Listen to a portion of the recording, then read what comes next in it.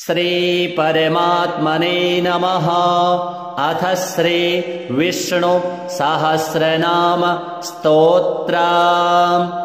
यस्य स्मरणमात्रेण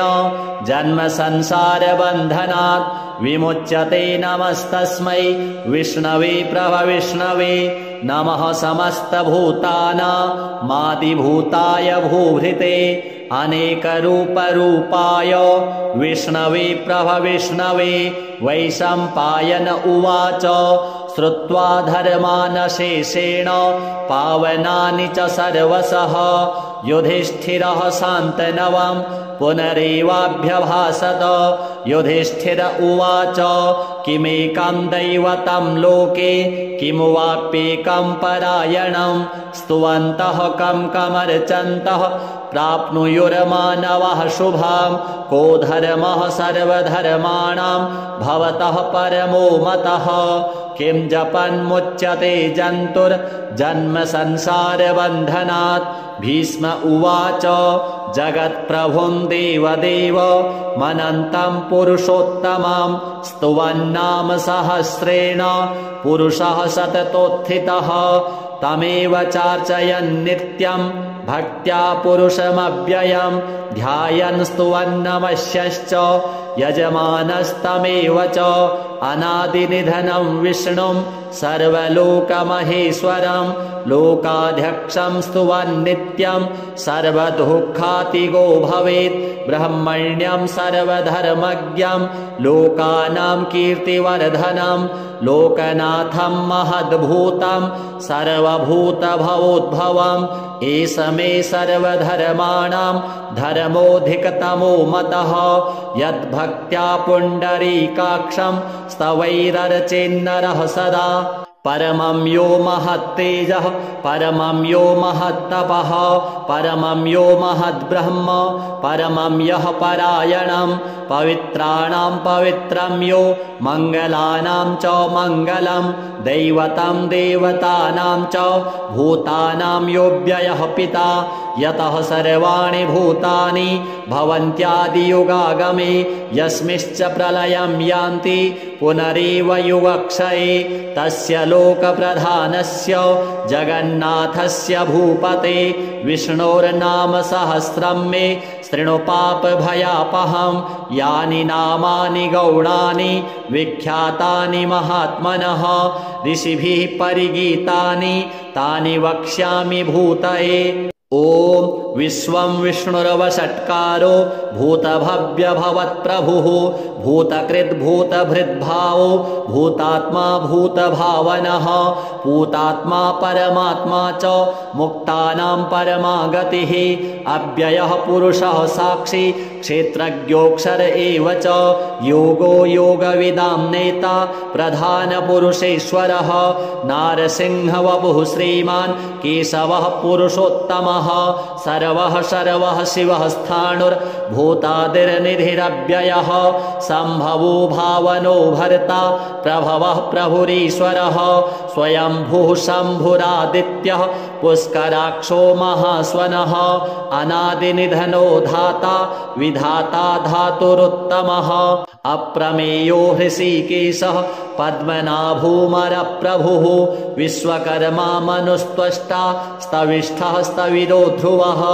अग्राह्यः शाश्वतः कृष्णो लोहिताक्षः प्रतर्दनः प्रभूतस्त्रिककुब्धाम पवित्रं मङ्गलं परम् ईशानः प्राणदः प्राणो ज्येष्ठः श्रेष्ठः प्रजापतिः हिरण्यगर्भो भूगर्भो माधवो मधुसूदनः ईश्वरो विक्रमी धन्वी मेधावी विक्रमः क्रमः अनुत्तमो दुराधर्षः कृतज्ञः कृतिरात्मवान् सुरेशः शरणं शर्म विश्वरेताः प्रजाभवः अहः संवत्सरो व्यालः प्रत्ययः सर्वदर्शनः अजः सर्वेश्वरः सिद्धः सिद्धिः सर्वादिरच्युतः वृषा कपिरमेयात्मा सर्वयोगविनिःसृतः वसु वसुरवसुमनः सत्यः समात्मा संमितः समः अमोघः पुण्डरीकाक्षो वृषकर्मा वृषाकृतिः रुद्रो बहुशिरा बभ्रुर्विश्वयोनिः शुचिस्रवाः अमृतः शाश्वतः स्थाणुर्वरारोहो महातपाः सर्वगः सर्वविद्भानुर्विश्वक्सेनो जनार्दनः वेदो वेदविदव्यङ्गो वेदाङ्गो वेदवित्कविः लोकाध्यक्षः सुराध्यक्षो धर्माध्यक्षः कृताकृतः चतुरात्मा चतुर्व्यूहश्चतुर्दंष्टश्चतुर्भुजः भ्राजिष्णुर्भोजनं भोक्ता सहिष्णुर्जगदादिजः अनघो विजयो जेता विश्वयोनिः पुनर्वसुः उपेन्द्रो वामनः प्रांशु प्रमोघः शुचिरूर्जितः अतीन्द्रः संग्रहः सर्गो धृतात्मा नियमो यमः वेद्यो वैद्यः सदा योगी वीरः माधवो मधुः अतीन्द्रियो महामायो महोत्साहो महाबलः महाबुद्धिर्महावीर्यो महाशक्तिर्महाद्युतिः अनिर्देश्य वपुः श्रीमान् मेयात्मा महादृधृक् महेश्वासो महीभर्ता श्रीनिवासः सतां गतिः अनिरुद्धः सुरानन्दो गोविन्दो गोविदाम्पतिः मरीचिर्दमनो हंसः सुपर्णो भुजगोत्तमः हिरण्यनाभः सुतपाः पद्मनाभः प्रजापतिः अमृत्युः सर्वदृक्सिंहः सन्धाता सन्धिमान् स्थिरः अजो दुर्मर्षणः शास्ता विश्रुतात्मा सुरारिः गुरुर्गुरुतमो धाम सत्यः सत्यपराक्रमः निमिषो निमिषः स्रग्वी वाचस्पतिरुदारधिः अग्रणिर्ग्रामणिः श्रीमान् न्यायो नेता समीरणः सहस्रमूर्धा विश्वात्मा सहस्राक्षः सहस्रपात् आवर्तनो निवृत्तात्मा संवृतः संप्रमर्दनः अहः संवर्तको वहनि रनिलो धरणीधरः सुप्रसादः प्रसन्नात्मा विश्वधृक् विश्वभुग्विभुः सत्कर्ता सत्कृतः साधुर्जहन्नुर्नारायणो नरः असंख्येयो प्रमेयात्मा विशिष्टः शिष्टकृच्छुचिः सिद्धार्थः सिद्धसङ्कल्पः सिद्धिदः सिद्धिसाधनः वृषाही वृषभो विष्णुर्वृषपर्वा वृषोदरः वर्धनो वर्धमानश्च विविक्तः श्रुतिसागरः सुभुजो दुर्धरो वाग्मी महेन्द्रो वसुदो वसुः नैकरूपो बृहद्रूपः शिविविष्टः प्रकाशनः ओजस्तेजो द्युतिधरः प्रकाशात्मा प्रतापनः रिद्धः स्पष्टाक्षरो मन्त्रश्चन्द्रांशुर्भास्करद्युतिः अमृतांशोद्भवो भानुः शशविन्दुः सुरेश्वरः औषधं जगतः सेतुः सत्यधर्मपराक्रमः भूतभव्यभवन्नाथ पवनः पावनो नलः कामः कामकृत्कान्तः कामः कामप्रदः प्रभुः युगादिकृद् युगावर्तो नैकमायो महाशनः अदृश्यो व्यक्तरूपश्च सहस्रजिदनन्तजित् इष्टो विशिष्टः शिष्टेष्टः शिखण्डी नहुषो वृषः क्रोधः क्रोधकृत्कर्ता विश्वबाहुर्महीधरः अच्युतः प्रथितः प्राणः प्राणदो वासवानुजः अपां निधिरधिष्ठानमप्रमत्तः प्रतिष्ठितः स्कन्दः स्कन्दधरो धुर्यो वरदो वायुवाहनः वासुदेवो बृहद्भानु रादिदेवः पुरन्दरः अशोकस्तारणस्तारः शूरः शौरिर्जनेश्वरः अनुकूलः शतावर्तः पद्मी पद्मनिभीक्षणः पद्मनाभोरविन्दाक्षः पद्मगर्भः शरीरभृत् महर्धिर्ऋद्धो वृद्धात्मा महाक्षो गरुडध्वजः अतुलः शरभो भीमः समयज्ञो हविर्हरिः सर्वलक्षणलक्षण्यो लक्ष्मीवान् समितिञ्जयः विक्षरो रोहितो मार्गो हेतुर्दामोदरः सहः मही फणिधरो महाभागो वेगवानमिताशनः उद्भवः क्षोभणो देवः श्रीगर्भः परमेश्वरः करणं कारणं कर्ता विकर्ता गहनो गुहः व्यवसायो व्यवस्थानः संस्थानः स्थानदो ध्रुवः परर्धे परमस्पष्टस् तुष्टः पुष्टः क्षुभेक्षणः रामो विरामो विरजो मार्गो नेयो नयो नयः वीरः शक्तिमतां श्रेष्ठो धर्मो धर्मविदुत्तमः वैकुण्ठः पुरुषः प्राणः प्राणदः प्रणवः पृथुः हिरण्यगर्भः शत्रुघ्नो व्याप्तो वायुरधोक्षजः ऋतुः सुदर्शनः कालः परमेष्ठी परिग्रहः उग्रः संवत्सरो दक्षो विश्रामो विश्वदक्षिणः विस्तारः स्थावरस्थाणुः प्रमाणं बीजमव्ययम् अर्थोऽनर्थो महाकोशो महाभोगो महाधनः अनिर्विण्णः स्तविष्ठो भूर्धर्मयूपो महामखः नक्षत्रनेमिर्नक्षत्री क्षमः क्षामः समीहनः यज्ञ इज्यो महेज्यश्च क्रतुः सत्रं सतां गतिः सर्वदर्शी विमुक्तात्मा सर्वज्ञो ज्ञानमुत्तमं शूरतः सुमुखः सूक्ष्मः सुघोषः सुखदः सुहृत् मनोहरो जितक्रोधो वीरबाहुर्विदारणः स्वापनः स्ववसो व्यापी नैकात्मा नैककर्मकृत् वत्सरो वत्सलो वत्सी रत्नगर्भो धनेश्वरः धर्मगुप्धर्मकृद्धर्मी सदसत्क्षरमक्षरम् अविज्ञाता सहस्रांशुर्विधाता कृतलक्षणः गभस्तिनेमिः सत्त्वस्थः सिंहो भूतमहेश्वरः आदिदेवो महादेवो देवेशो देवभृद्गुरुः उत्तरो गोपतिर्गोप्ता ज्ञानगम्यः पुरातनः शरीरभूतभृद्भोक्ता कपीन्द्रो भूरि दक्षिणः सोमपो मृतपः सोमः पुरुजित्पुरुषोत्तमः विनयो जयः सत्यसन्धो दासार्हः सात्वतां पतिः जीवो विनयिता साक्षी मुकुन्दो मितविक्रमः अम्भोनिधिरनन्तात्मा महोदधिशयोऽन्तकः अजो महार्हः स्वाभाव्यो जितामित्रः प्रमोदनः आनन्दो नन्दनो नन्दः सत्यधर्मा त्रिविक्रमः महर्षिः कपिलाचार्यः कृतज्ञो मेदिनीपतिः त्रिपदस्त्रिदशाध्यक्षो महाशृङ्गः कृतान्तकृत् महावराहो गोविन्दः सुषेणः कनकाङ्गदी गुह्यो गभीरो गहनो गुप्तश्चक्रगदाधरः वेधः स्वाङ्गोजितः कृष्णो दृढः सङ्कर्षणोच्युतः वरुणो वारुणो वृक्षः पुष्कराक्षो महामनाः भगवान् भगः नन्दी वनमाली हलायुधः आदित्यो ज्योतिरादित्यः सहिष्णुर्गतिसत्तमः सुधन्वाखण्डपरशुर्दारुणो द्रविणप्रदः दिविस्पृक् सर्वदृग्व्यासो वाचस्पतिरयो निजः त्रिशामा सामगः साम निर्वाणं भेषजं भिषक् सन्न्यासकृच्छमः शान्तो निष्ठा शान्तिः परायणं शुभाङ्गः शान्तिदः स्रष्टा कुमुदः कुवलेशयः गोहितो गोपतिर्गोप्ता वृषभाक्षो वृषप्रियः अनिवर्ती निवृत्तात्मा संक्षेत्ताक्षेमकृच्छिवः श्रीवत्सवक्षाः श्रीवासः श्रीपतिः श्रीमतां वरः श्रीदः श्रीशः श्रीनिवासः श्रीनिधिः श्रीविभावनः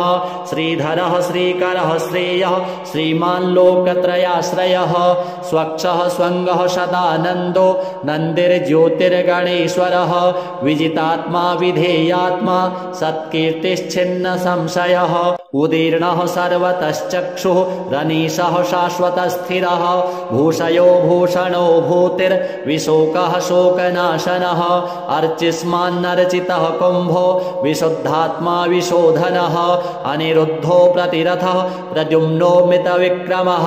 कालनेमिनिः वीरः शौरिः शूरजनेश्वरः त्रिलोकात्मा त्रिलोकेशः केशवः केशिहा हरिः कामदेवः कामपालः कामीकान्तः कृतागमः अनिर्देश्य वपुर्विष्णुर्वीरोऽनन्तो धनञ्जयः ब्रह्मण्यो ब्रह्मकृद् ब्रह्मा ब्रह्म ब्रह्म ब्रह्मविवर्धनः ब्रह्मविद् ब्रह्मणो ब्रह्मी ब्रह्मज्ञो ब्रह्मणप्रियः महाक्रमो महाकर्मा महातेजा महोरगः महाक्रतुर्महायज्वा महायज्ञो महाहविः स्तभ्यः स्तवप्रियः स्तोत्रं स्तुतिः स्तोतारणप्रियः पूर्णः पूरयिता पुण्यः पुण्यकीर्तिरनामयः मनोजवस्तीर्थकरो वसुरेता वसुप्रदः वसुप्रदो वासुदेवो वसुर्वसुमना हविः सद्गतिः सत्कृतिः सत्ता सद्भूतिः सत्परायणः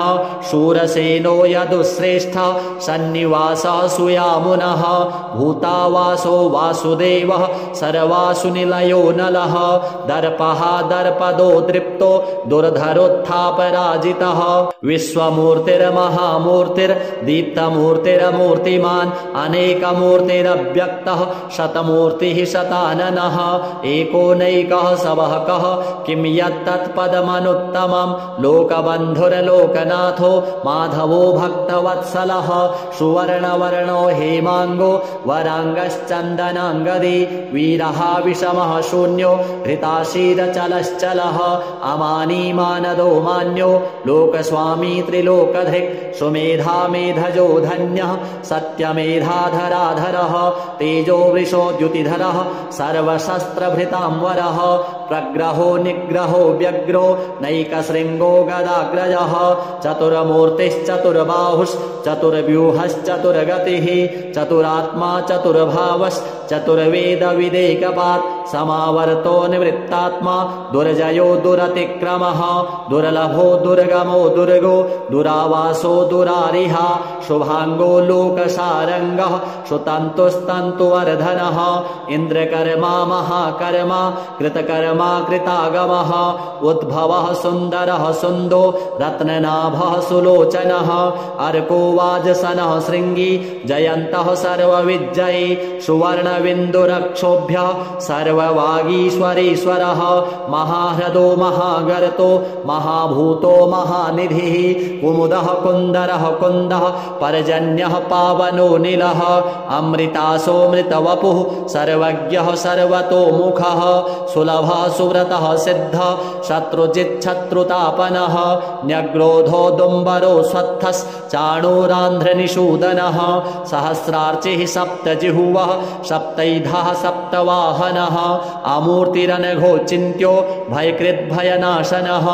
अणुर्बृहत्कृशस्थूलो गुणभृन्निर्गुणो महान् अधृतः स्वधृतः स्वास्यः प्राग्वंशो वंशवर्धनः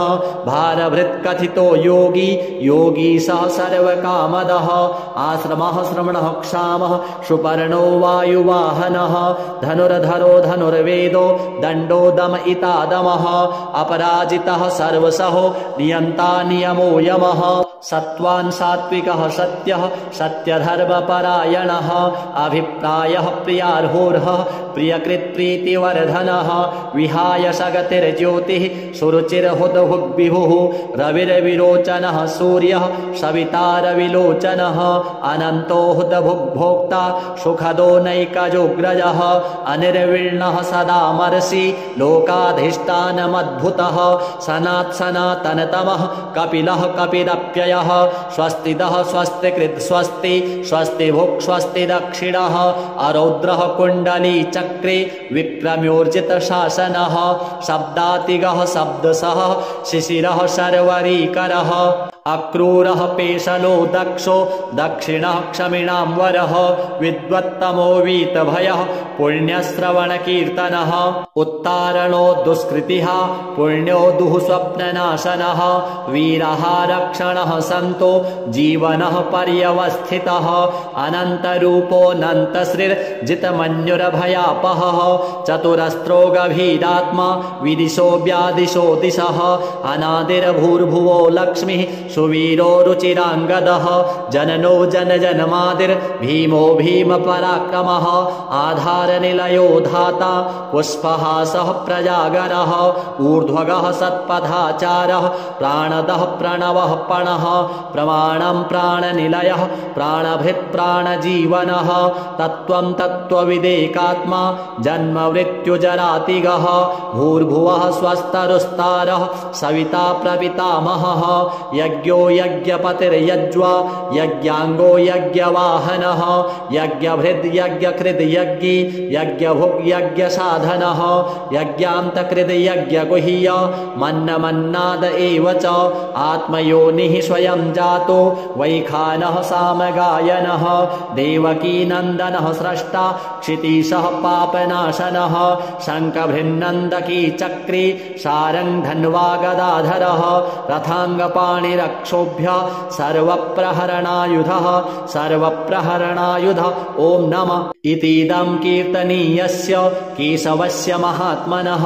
नाम्नां सहस्रं दिव्यानामशेषेण प्रकीर्तितं य इदं शृणुयान्नित्यं यश्चापि परिकीर्तयेत् नाशुभं प्राप्नुयात् किञ्चित् सौमुत्रिः च मानव वेदान्तगो ब्राह्मणो स्यात् क्षत्रियो विजयी भवेत् वैश्यो धनसमृद्धः स्याच्छूद्रः सुखमवाप्नुयात् धर्मार्थी प्राप्नुयात् धर्ममर्थार्थी चार्थमाप्नुयात् कामान् वाप्नुयात् कामी प्रजार्थी प्राप्नुयात् प्रजां भक्तिमान् यः सदोत्थाय शुचिस्तद्गतमानसः सहस्रं वासुदेवस्य नाम्नामेतत् प्रकीर्तयेत् यशः प्राप्नोति विपुलं ज्ञातिप्राधान्यमेव च अचलां श्रियमाप्नोति श्रेयः प्राप्नोत्यनुत्तमं न भयं क्वचिदाप्नोति वीर्यं तेजश्च विन्दति भवत्यरोगो द्युतिमान् बलरूपगुणान्वितः रोगार्तो मुच्यते रोगात् बद्धो मुच्येत बन्धनात् भयान्मुच्येत भीतस्तु मुच्येतापन्न आपदः दुर्गाण्यतितरत्यासु पुरुषः पुरुषोत्तमं स्तुवन्नाम सहस्रेण नित्यं भक्तिसमन्वितः वासुदेवाश्रयो मर्त्यो वासुदेवपरायणः सर्वपापविशुद्धात्मा याति ब्रह्म सनातनं न वासुदेव भक्तानामशुभं विद्यते क्वचित् जन्म मृत्युजरा व्याधि भयं नैवोपजायते इमं स्तवमधीयानः श्रद्धा भक्ति समन्वितः युज्येतात्मसुखक्षान्ति श्रीधृतिस्मृतिकीर्तिभिः न क्रोधो न च मात्सर्यं न लोभो न शुभामतिः भवन्ति कृतपुण्यानां भक्तानां पुरुषोत्तमे द्यहुः चन्द्रार्गनक्षत्रा खन्दिशो भूर्महो दधिः वासुदेवस्य वीर्येण विधृतानि महात्मनः ससुरासुरगन्धर्वं सयक्षोरगराक्षसं जगद्वसे वर्ततेदं कृष्णस्य सचराचरम् इन्द्रियाणि मनोबुद्धिः सत्त्वं तेजो बलं धृतिः वासुदेवात्मकान्याहुः क्षेत्रं क्षेत्रज्ञ एव च सर्वागमानामचारः प्रथमं परिकल्पते आचारप्रभवो धर्मो धर्मस्य प्रभुरच्युतः ऋषयः पितरो देवा महाभूतानि धातवः जङ्गमा जङ्गमं चेदं जगन्नारायणोद्भवं योगो ज्ञानं तथा साङ्ख्यं विद्याः शिल्पादिकर्म च वेदाः शास्त्राणि विज्ञानमेतत् सर्वं जनार्दनात् एको विष्णुर्महद्भूतं पृथग्भूतान्यनेकशः त्रिलोकान् व्याप्य भूतात्मा भुङ्क्ते विश्वभुव्ययः इमं स्तवं भगवतो विष्णोर्व्यासेन कीर्तितं पठेद् य इच्छेत् पुरुषः श्रेयः प्राप्तुं सुखानि च विश्वेश्वरमजं देवं जगतः प्रभवाप्ययं भजन्ति ये पुष्कराक्षं न ते यान्ति पराभवम् ॐ जय जय श्री महाभारते शतसाहस्र्यां संहितायां वैयासिक्याम् आनुशासनिके पर्वणि भीमयुधिष्ठिरसंवादे श्रीविष्णोर्दिव्यसहस्रनामस्तोत्रं श्रीविष्णुदेवार्पणमस्तु।